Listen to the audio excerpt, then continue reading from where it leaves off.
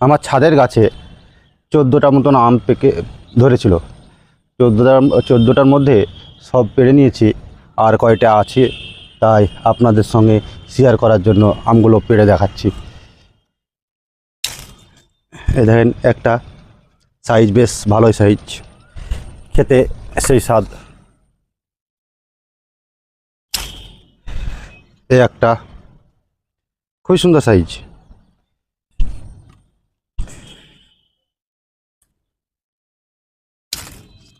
তারপরে এই একটা,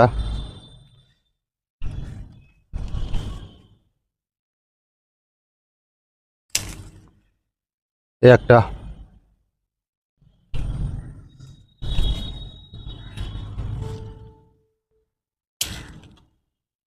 এই দেখেন আর একটা,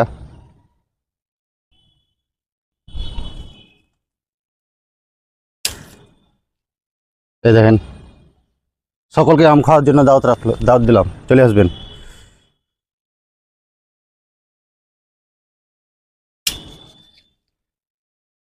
একটা আর আছে, আর নাই। 14টা আম ছিল, প্রচুর এসেছিল কিন্তু ধরেনি। 14টাই ধরেছিল, তবে আমগুলো খেতে সেই স্বাদ।